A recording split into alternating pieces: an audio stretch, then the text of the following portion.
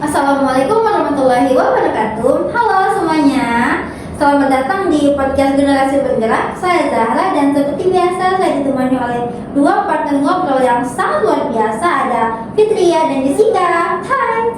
Halo semuanya, senang sekali pada akhirnya kita bikin video lagi ya. Setelah sekian lama kita bikin video itu mungkin semester 2 kemarin ya. Nah, topik hari ini tuh kita bakal membahas topik yang relate sekali sih sama kehidupannya kita. Karena kita akan membahas soal dunianya kita sendiri, itu generasi Gen Z.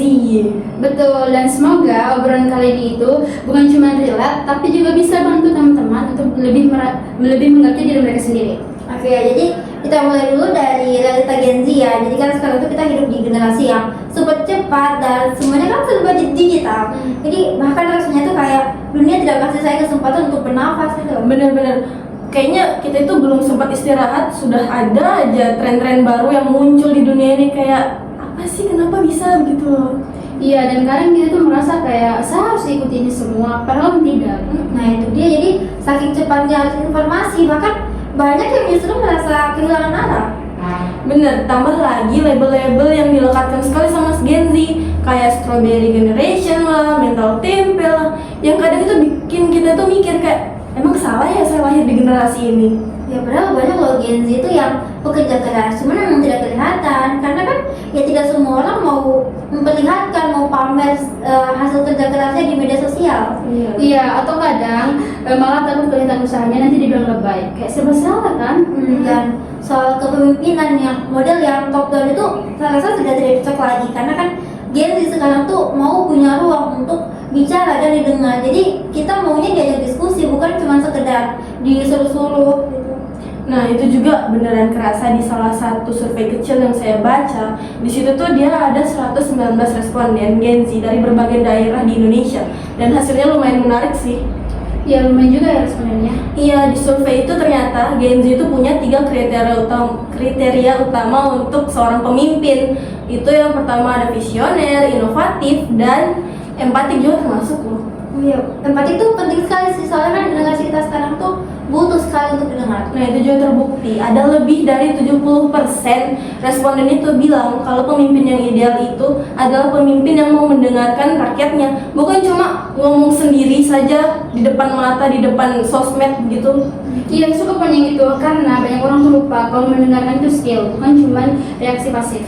Benar, setuju dan menarik juga sih, karena pemimpin ternyata bagi Gen Z itu gaya pemimpin yang otoriter dan karismatik itu ternyata sudah tidak dianggap penting sama Gen Z. Ya, karena sekarang pemimpin itu bukan cuma soal siapa yang paling ditakuti, tapi soal siapa yang paling bisa untuk dipercaya. Ya, dan itu nyambung sekali dengan yang saya baca di buku tentang kepemimpinan modern. Nah, jadi intinya itu, dunia sekarang tuh tidak butuh pemimpin yang viral, tapi butuh pemimpin yang karakternya kuat. Benar sih, karakter memang fondasinya. Iya, jadi ada 4 pilar utama yang ditekankan seperti empati, tanggung jawab, komunikasi lintas generasi, dan etika. Jadi kayak misalkan empati, bukan cuma mengerti orang lain, tapi bisa mengelola emosi sendiri. Ya itu penting sekali sih, apalagi kan sekarang di lingkungan kerja itu biasa ada saja tekanan yang muncul dari segala arah. Iya, terus ada tanggung jawab. Jadi pemimpin itu bukan tunggu disuruh, tapi yang punya inisiatif duluan. Iya, kayak kalau ada masalah dia tuh nggak cuma menyalahkan keadaan, tapi dia juga harus bergerak gitu kan. Iya, betul. Dan kemudian itu ada komunikasi lintas generasi. Itu juga penting karena kita itu hidup barengan generasi lainnya yang pastinya mereka tuh pasti punya nilai dan gaya sendiri. Jadi kita harus menyesuaikan diri karena nanti bisa menimbulkan kesalahpahaman. Ya betul, karena kita saja bisa salah paham sama temannya kita sendiri, apalagi sama yang beda generasi. Iya, itu betul sekali.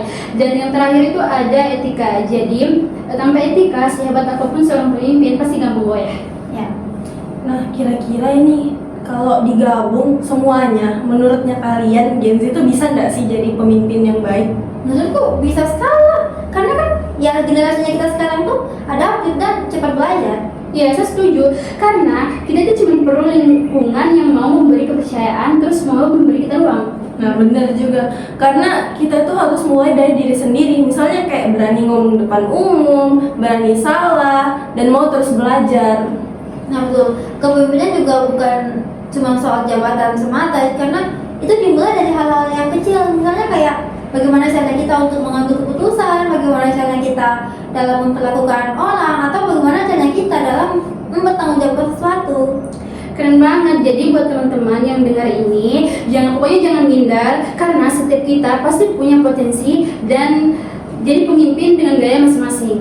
Oke, jadi baiklah itu saja obrolan singkat kita hari ini, dan semoga bisa memberikan perspektif baru buat kalian di luar sana yang mungkin masih merasa kehilangan arah. Nah, jangan lupa ya, pemimpin yang baik itu bukan cuma pemimpin yang sempurna, tapi yang mau berkembang dengan rakyatnya, dengan pemikirannya. Ya. Terima kasih sudah dengerin, sampai jumpa di episode selanjutnya.